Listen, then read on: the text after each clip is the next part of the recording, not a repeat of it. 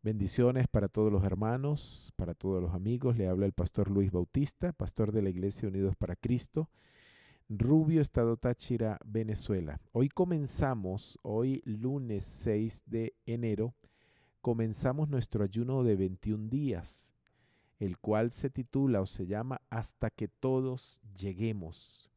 El tema central de este ayuno es alcanzando la madurez espiritual. Todos los años, por esta fecha de enero, realizamos este ayuno de 21 días. Nos consagramos al Señor. Es un ayuno de primicias donde nosotros declaramos nuestra dependencia al Señor o del Señor como principio de todos los años. Estamos declarando a través de este ayuno, estamos predicando que nuestro principal alimento es el Señor. Él es el pan que desciende o ha descendido del cielo para bendición de nuestras vidas. Quiero hablarles acerca del propósito de este ayuno y cuáles son los objetivos que estamos buscando. Primero, el rostro del Señor.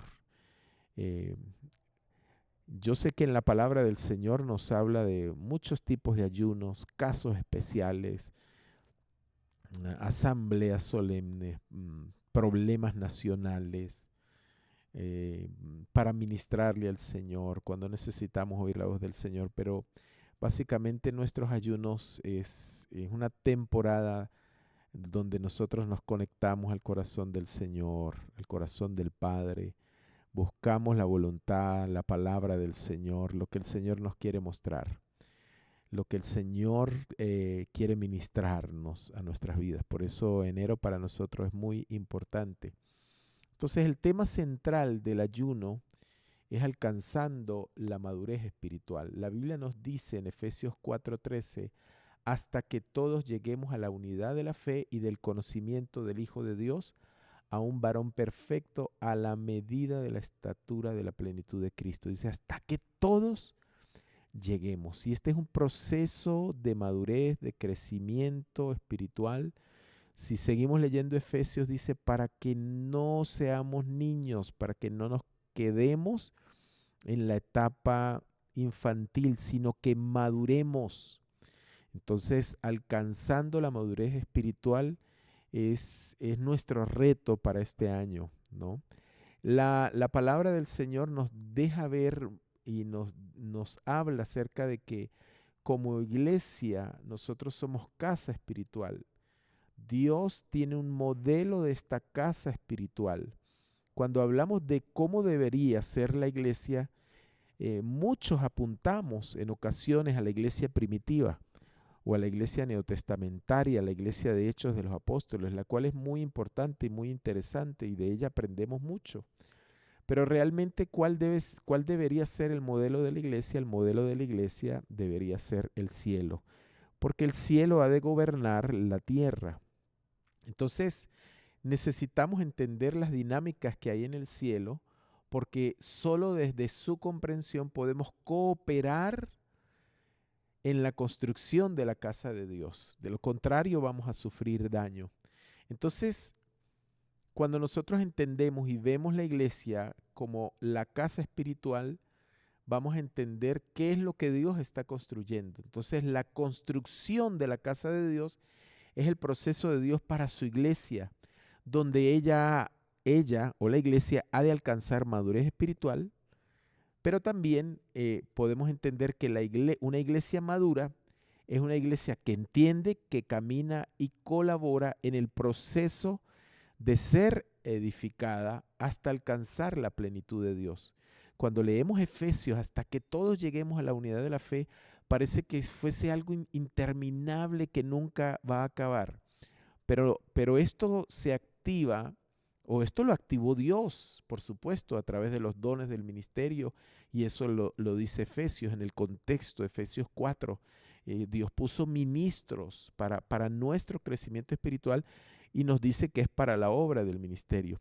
Pero este proceso no ocurre espontáneamente, sino que ocurre cuando nosotros colaboramos, entendemos esta palabra y nos disponemos a ser transformados y a ser edificados. Es decir, este proceso de edificación que lo ganó Cristo cuando dice la palabra, subiendo a lo alto, llevó cautiva la cautividad y dio dones a los hombres, y está hablando de esos dones, hombres llenos del Espíritu Santo, evangelistas, pastores, maestros, apóstoles, profetas, para la edificación del cuerpo de Cristo. Pero este es un proceso en el cual la iglesia ha de involucrarse.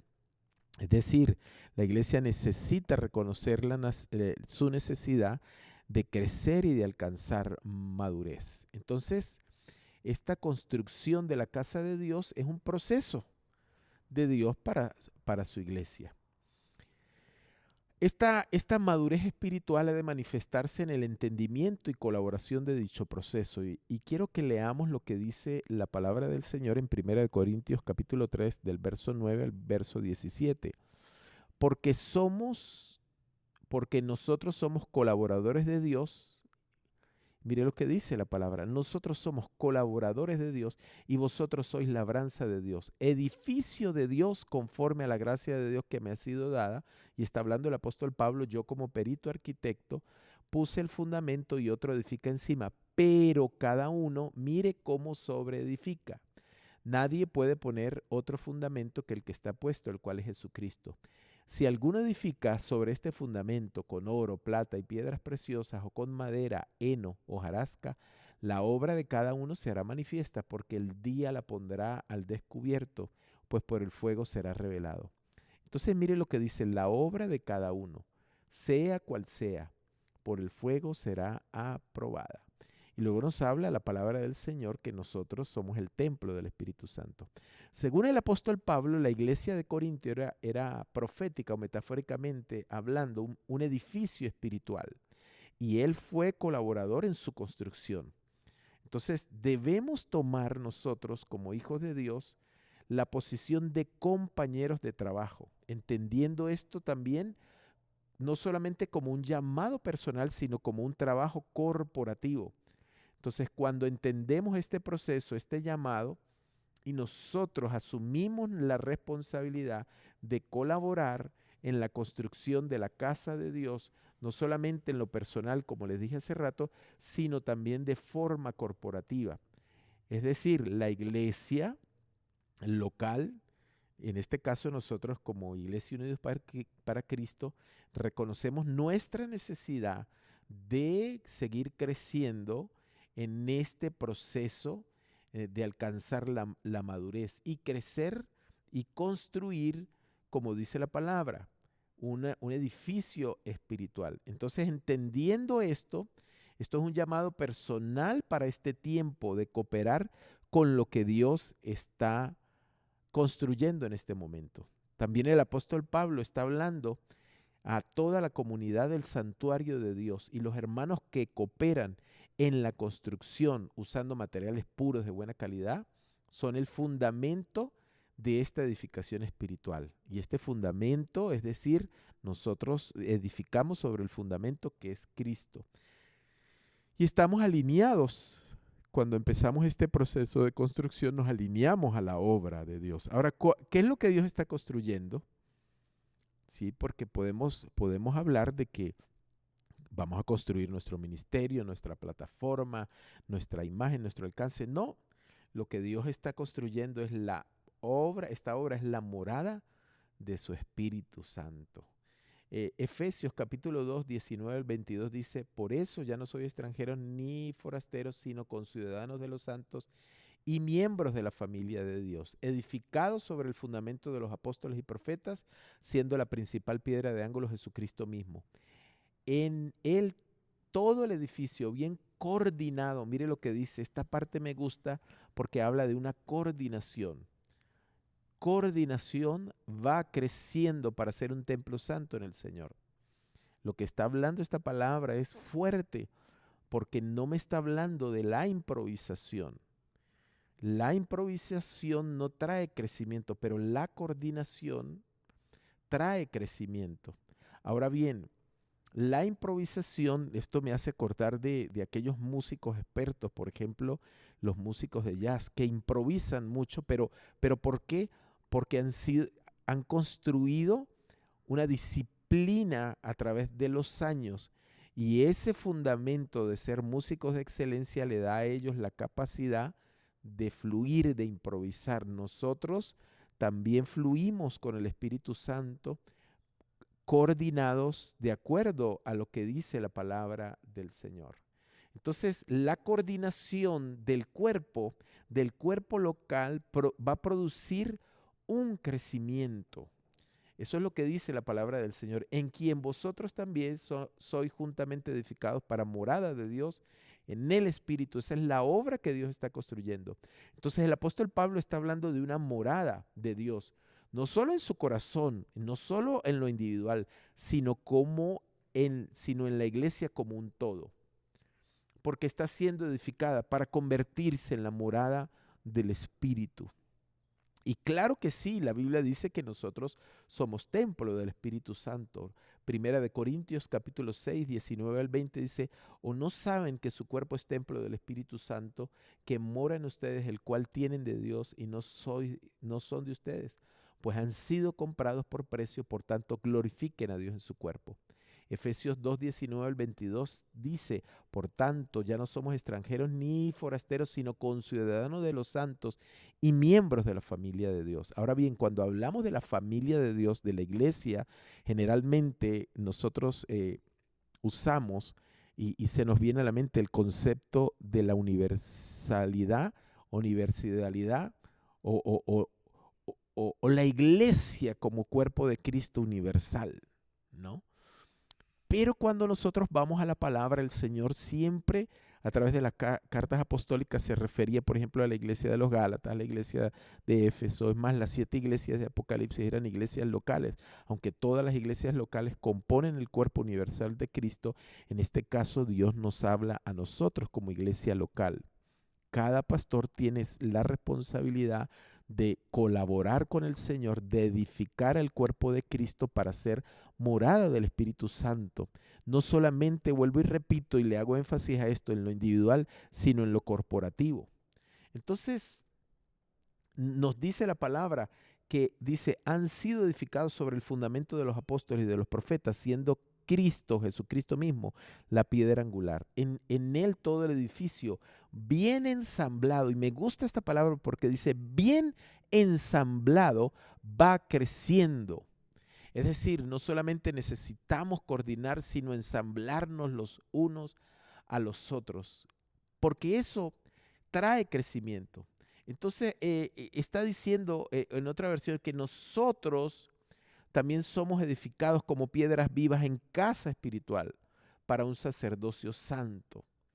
Entonces, entendiendo que la iglesia es la morada del Espíritu, tiene que entrar en ese proceso de colaboración hasta alcanzar la madurez. ¿Cuáles son los aspectos prácticos de la madurez que habla la palabra del Señor? Si tomamos como ejemplo la iglesia primitiva de Hechos 2, 41 al 42, y podemos leer el versículo 46 y 47, dice, así que los que recibieron la palabra de Dios fueron bautizados y se añadieron en aquel día como 3,000 personas.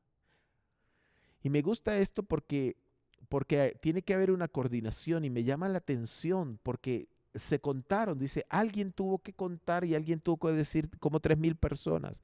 Cuando ocurre la multiplicación de los alimentos, de los peces, de los panes, alguien tuvo que contar 12 cestas.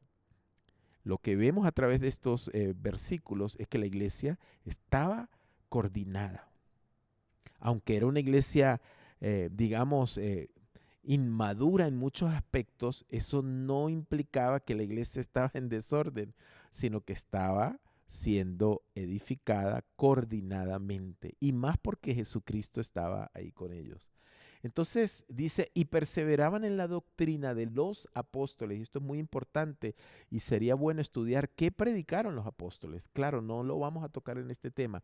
En la comunión los unos con los otros, en el partimiento del pan y las oraciones. Y perseverando unánimes cada día en el templo y partiendo el pan en las casas, comían juntos con alegría y sencillez de corazón, alabando a Dios y teniendo favor con todo el pueblo, y el Señor añadía cada día a la iglesia los que habían de ser salvos. Lo que está diciendo esta última parte, que la iglesia comenzó a experimentar un crecimiento. Ahora bien, esta palabra nos deja ver algunas cosas muy importantes. Y de esto es lo que nosotros vamos a tratar en este ayuno. Esta es la introducción del ayuno hasta que todos lleguemos. Entonces, lo que vemos en esta palabra es que había una formación doctrinal constante. Y esto es muy importante porque todo lo que Dios hace, lo hace a través de su palabra. Es más, cuando Dios dice algo, es porque Él está haciendo algo. Hay gente que puede decir y pensar, bueno, lo más importante es el espíritu, lo más importante es la manifestación y la palabra no tanto, porque yo conozco gente que tiene mucha palabra, que tiene mucho conocimiento, pero poca espiritualidad. Mire, cuando nosotros hablamos de esa manera, no entendemos algo muy importante y es un principio que tiene la palabra. Es que la palabra de Dios es espiritual como también palabra escrita, por ejemplo. Entonces, la palabra va acompañada del espíritu. Si nosotros limitamos la formación de la palabra, el crecimiento de la palabra, también estaremos limitando las consecuencias de ella, es decir, la manifestación del Espíritu. Entonces, no estamos buscando, nuestra prioridad no es experimentar sensaciones, tener experiencia. Bienvenido sea lo que el Señor nos quiere manifestar, lo que el Señor quiere hacer, pero todo es por la palabra del Señor. Eso lo dice con Hechos 2, cuando la iglesia experimentó este crecimiento, una formación doctrinal constante. Y mire lo que dice, y perseveraban en la doctrina de los apóstoles. ¿Por qué? Porque la doctrina apostólica está fundamentada en el Evangelio, en las palabras de nuestro Señor Jesucristo. Y esta doctrina de los apóstoles va conectada a lo que predicaron no solamente los apóstoles, sino los profetas. Es decir, lo que Dios habló a través de los profetas por cientos de años. Entonces, cuando nosotros miramos esta palabra, entendemos esta primero, formación doctrinal constante. Segundo, comunión entre los miembros. Entonces, la iglesia como familia, es decir, crece como familia y crece en sanas relaciones interpersonales los unos a los otros. Tercero, comunión con Dios. Y esto es lo que nosotros vamos a tratar en este ayuno como casa de oración. Y luego dice, favor con el pueblo.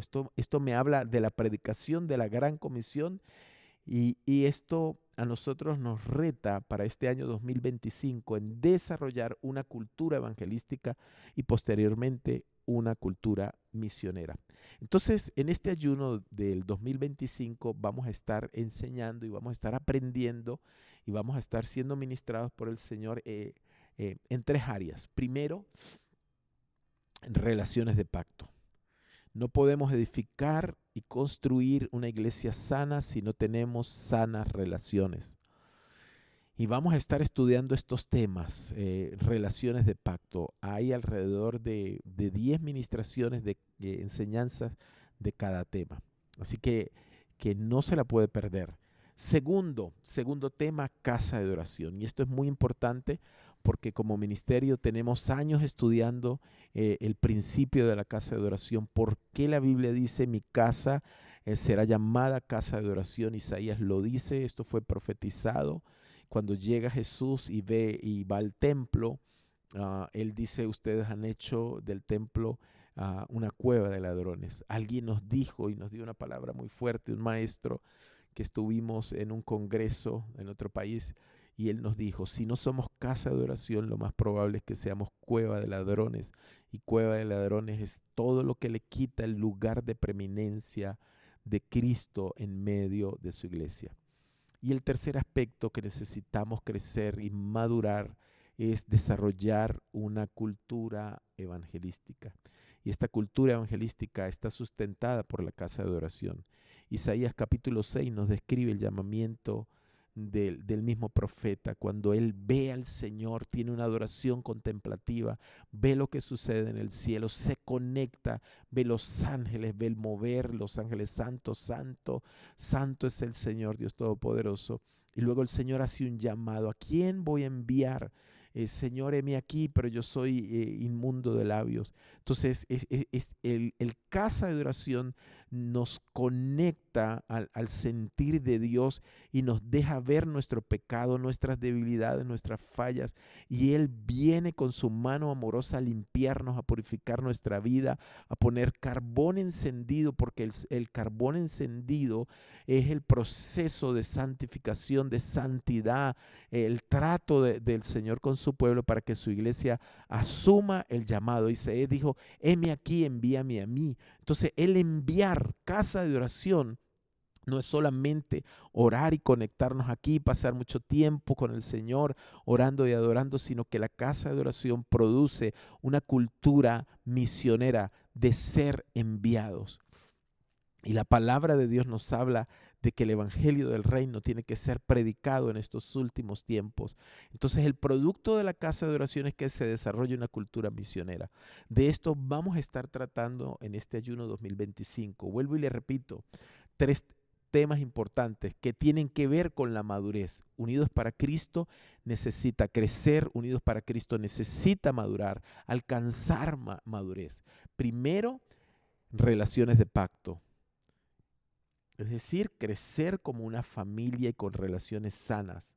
Segundo, casa de oración. Este es un mover, esto no es una moda, esto no es un mover pasajero, esto es la voluntad del Señor, casa de oración.